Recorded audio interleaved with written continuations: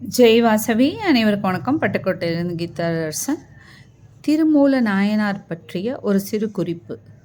திருமூல நாயனார் அருளிச் செய்த திருமந்திரம் 12 தமிழ் வேதங்களில் 10வதாய் விளங்குவதாகும். இது தோத்திரத்திற்கு ஸ்தோத்திரமாயும் சாஸ்திரத்துக்கு சாஸ்திரமாயும் விளங்கும் பெருமையுடையதாகும். தமிழ் ஆகமம் எனப்படுவது இதுவே ஆகும். திருமூலருக்கு குருவாய் அமைந்தவர் நந்தி தேவரே ஆவார். இவர் அனிமா லக்கிமா முதலிய 8 வகை சித்திகளும் வாய்க்கப்பெற்றவர்.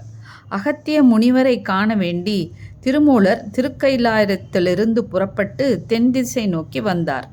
வரும் வழியில் திருக்கேதாரம், நேபாளம், காசி, காளஹத்தி, திருவாலங்காடு, காஞ்சி, திருவதிகை, சிதம்பரம் முதலிய தலங்களை கண்டு தரிசித்து திருவாவடுதுறையை அடைந்தார். இத்தலத்தே பல நாள் தங்கி மாசிலாமணியீசரை வழிபட்டு வந்தார்.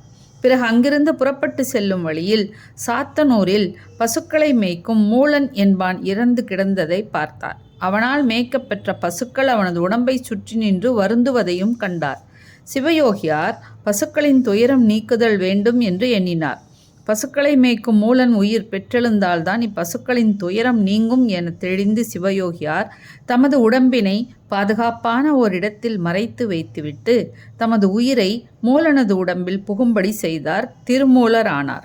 இவர் எழுந்தவுடனே பசுக்கள் களிப்புற்று தாம் விரும்பும் இடங்களில் புல்லை மேய்ந்தன. இவரும் அப்பசுக்களை குளிர்ந்த நிழலில் வைத்து இளைப்பாறச் செய்து பாதுகாத்து வந்தார். மாலை பொழுது வந்ததும் பசுக்கள் தத்தமக்குரிய வீடுகளுக்கு சென்று சேர்ந்தன. அது சமயம் மாடுகளை மேய்க்கும் ஆயனாகிய மூலனுடைய மனைவி திருமூலராகிய சிவயோகியாரை தன் கணவன் என்று எண்ணி தன் வீட்டிற்கு அழைத்தார்.